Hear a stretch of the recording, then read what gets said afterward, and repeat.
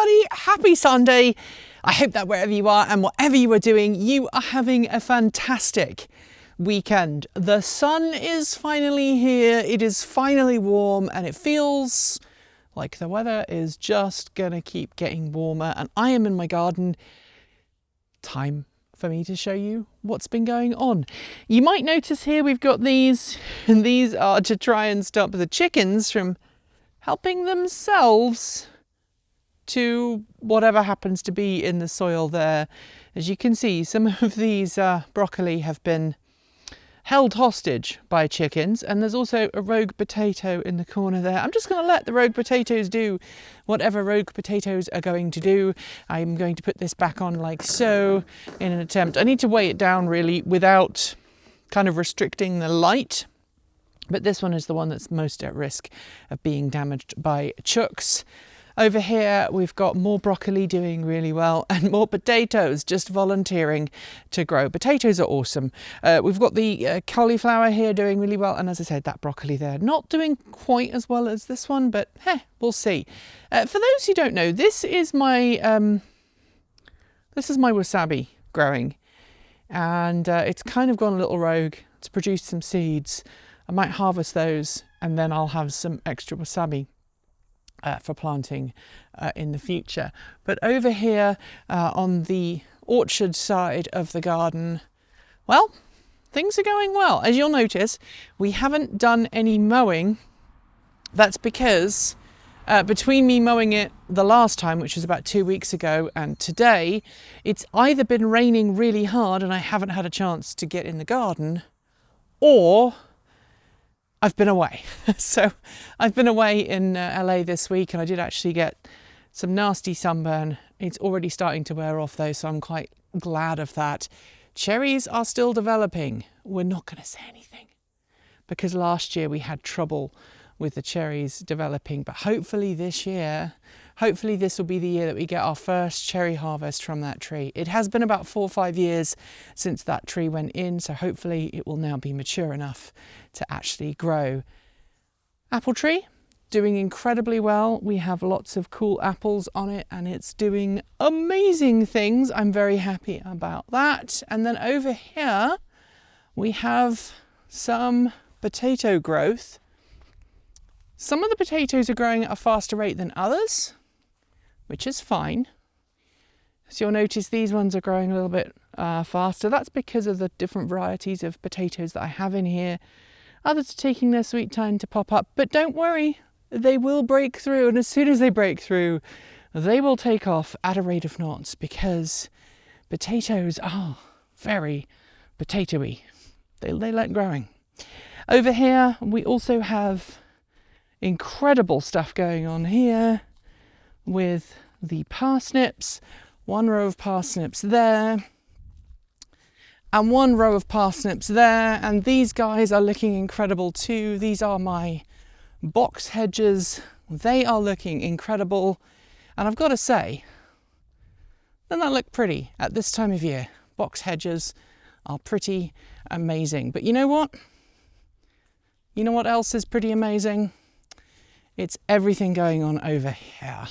So let me walk you down here and show you what's been going on in the shadier part of the garden. Some of my friends told me, you really picked the wrong part of the garden to grow stuff. But actually I like it because you get a more consistent temperature, and you can see the chickens are back in their little run that desperately needs to be modified because they tend to escape.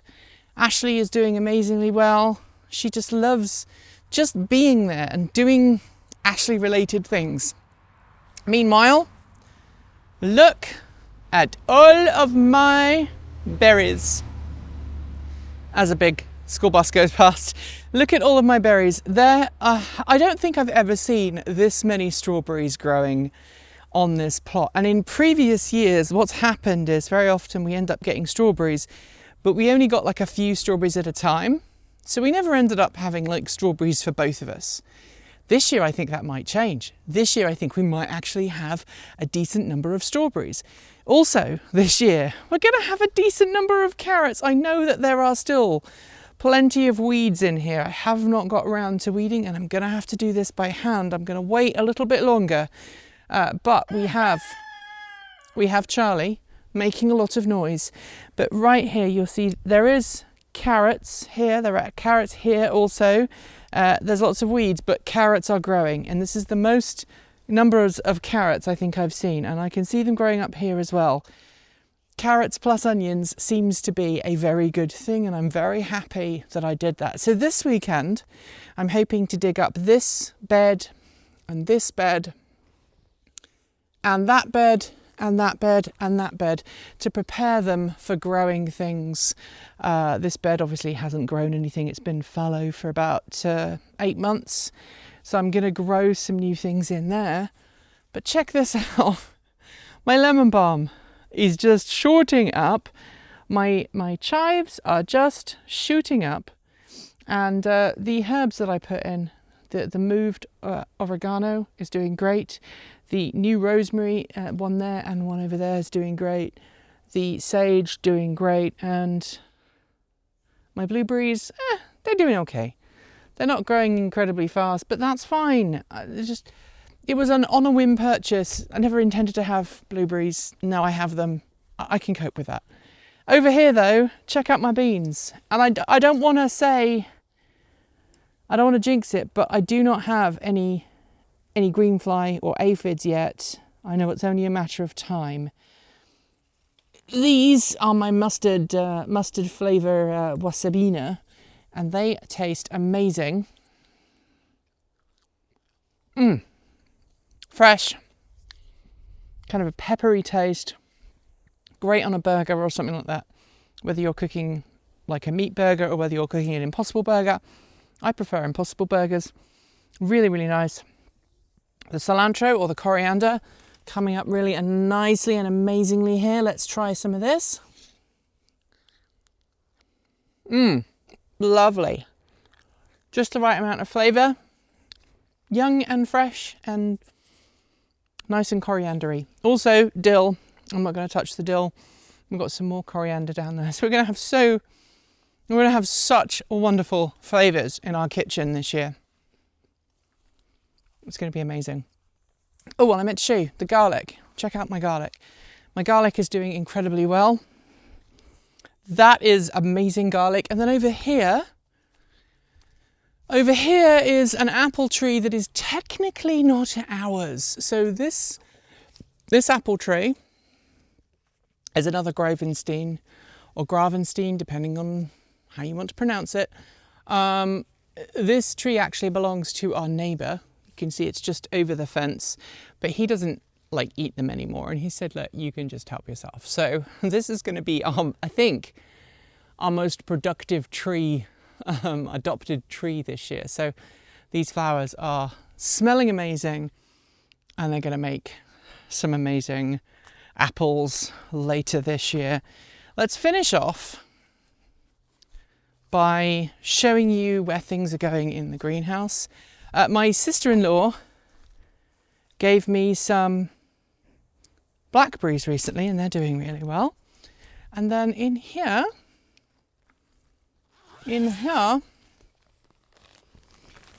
all of the things going on in the greenhouse. I just have so much to show you. So last week, or actually last weekend, it might actually have been Monday evening before I went to LA to film, I potted up all of my cucumbers. It was actually Sunday evening because Kate Walton-Elliott was here on Monday and I gave her a cucumber. She hates cucumbers, but her wife likes cucumbers. So they got a lemon cucumber, which is, I want to say it's that row there of lemon cucumbers. So somewhere in here, we've got pickling cucumbers. They're Regal cucumbers. We've got the Telegraph. We've got another variety of English cucumbers that I can't remember the name of. And then we've got the lemon cucumbers. And you can see they're all really coming on incredibly quickly. They are soon going to need to go into the soil. But as you can see, we're not quite ready yet. We're still in kind of not quite fully doing things yet. But over there, look, the eternal problem of this greenhouse. We've got some We've got some bumblebees and some wasps and some other flying insects coming in as soon as the temperature goes up. That is a unfortunate thing that we have to deal with, and I need to start opening this up and releasing some heat. Over here we've got the tomatoes, and you can see that they are growing nicely as well. Tomatoes maybe not quite as strongly as some of the cucumbers, but they will take a little bit of time, and then hopefully they will start growing and they'll just get on a bit of a spurt. And I'm going to probably move some of these up a little bit so they get a little bit more sunlight, because in this corner of the greenhouse they tend not to get as much sunlight as they do on that side. So we'll figure that all out and we'll get that going. And you can see, but some of these plants, as you can see, they're growing nicely. Not quite got the tomatoey smell yet, but they will soon. I have plenty of confidence in these guys. So if you can see here, these ones are, what are they called? These are Pomodo squito or squito. They are basically a type of sauce tomato. And then over here, these are cherry tomatoes. And then here are Nepal tomatoes, which are new and fresh. They're not feeling 100% today. They got a little bit hot in here today, so hopefully I can give them some extra watering later and they will be feeling okay. They're still nice and moist though. I think they just wilted a bit in the heat. And then these ones, what are you guys? Stew peas. And these ones are also stew peas. I don't know what happened to my brandywines. Maybe I didn't plant any brandywines this year, but that's okay. Also over here, you remember the lettuces I planted that we purchased from the greengrocers, or not the greengrocers, the supermarket, in that kind of, what are they called? They call them living lettuces. Well, if you have one of these living lettuces and you pop it in some soil, look what happens. It starts growing. I don't know if you can see. Oh yeah, look. So if you look in the bottom there, you'll see that those are the roots of the living lettuces doing really amazingly. And then here in this one, same thing. Look at those lovely roots coming through. So that shows just how well that living lettuce is growing and how happy it is. I might actually pop those into larger pots and then pop them outside. We'll see. I haven't decided yet. Let's show you under here, because we've got so much going on. We have some corn in this one. Oh, that needs some water. Let me give you guys some water. They didn't need any water this morning, but now they do. It is part of the process. I'll give you a little bit of water. I'm not going to overdo it. Obviously, I was away and my wife doesn't do gardening. She's not a gardening person. So, and this one in here, we have basically different types of melons and watermelons and melons. You can see them coming up. And then in this row here, these ones are basically heritage varieties of tomatoes. Yes, I've got more tomatoes coming up, but I like tomatoes. Tomatoes are awesome. We have, what are these guys? Blacktail Mountain. That's a type of melon. Sugar. This is Sugar Baby, which is a type of watermelon. And then up top here, we have butternut squash right at the top. I haven't done anything yet, but that's fine. Butternut squashes take a while to germinate, so that's fine. In this one, we have a combination of pumpkins and sweet corn. You can see they are growing at a breakneck speed. They're looking nice and healthy. And you may want to know why I have all of these kind of weights on top. These are not pumpkins. These are definitely not pumpkins. These are sweet corn, and you'll notice that someone has tried to help themselves to some of these sweet corn, like this one right here. Somebody has tried to eat that. So we might have had a mouse or something get in, and same here. Maybe a mouse got in and helped themselves, and that causes a few issues with germination, because corn doesn't like to be disturbed all that much. So some of this corn is not going to survive, but that is totally okay. That's why we grow so many. Put that back on. And then in here, these are zucchinis or courgettes. and they look like they could use a bit of water as well. So I'm just going to give them a bit of water. I haven't turned on the watering system this year yet, which is nice. Last year I had the watering system on a lot. This year, not so much. And then finally, we have our peppers that are refusing to grow. And at the far end there, the tomatillos, which are growing quite nicely. We have one lone pepper that has decided, yes, it will grow. I'm going to put this little mesh back on here to stop people from eating things. And that's pretty much it for my tour of the greenhouse. It has been glorious to come back after a few days away and see all the progress. Nothing like being away for a few days to see things change and grow. Seriously? Seriously, chicken? Your mother would approve. This is Grace's daughter. She likes to escape on a regular basis. And she knows that I will let her back in, so she just hangs around. Her dad's not a very nice, pleasant person to her, so she kind of escapes from her father, Charlie, and then she waits for me to come back and go, don't worry, I'll let you in, which is now what I'm going to do. Anyway, that is everything that's going on in my garden. That's everything that's happening here. As usual, please tell me what's going on in your garden. Time to go to bed. Come on. Back you go. Tell me what's going on in your garden. Do you have chickens? Are they as problematic as ours? Tell me in the comments below, and I'll see you next week. Thanks for joining me today, and if you've got thoughts, make sure you leave them below in our Discord chat room, or you can reach out to us on Mastodon. Thanks to the amazing list of people scrolling by on your screen right now. They are some of the more than 1,500 people that help make this channel possible by funding it through Patreon and YouTube, covering our bills, paying our team, and making sure we can be 100% independent. If you'd like to join them and see your name listed here, just follow the links below. There are a range of different tiers you can sign up for, from as little as $1 a month, or if you pay yearly, $10.08 a year.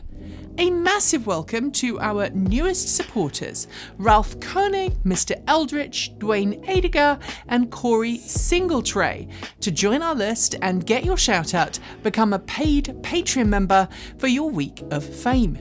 If you'd like to support us with a one-off donation, you'll also find links below to make Ko-fi and Bitcoin donations, and we even have an old-fashioned PO box you can reach us at.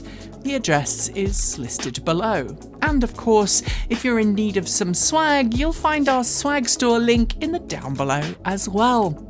This month, we are celebrating Wrangling EV FUD with a fantastic t-shirt design by our in-house artist and animator, Erin. Get yours today by heading to our Redbubble store. We've got some great content coming up, so make sure you're subscribed on PeerTube or YouTube, and we'll see you soon. We make new videos every Monday, Wednesday, Friday, Saturday, and Sunday. If you want more, the mighty algorithm thinks you'll like this video, but we also think that this one is well worth a look. See you soon, and as always, keep evolving!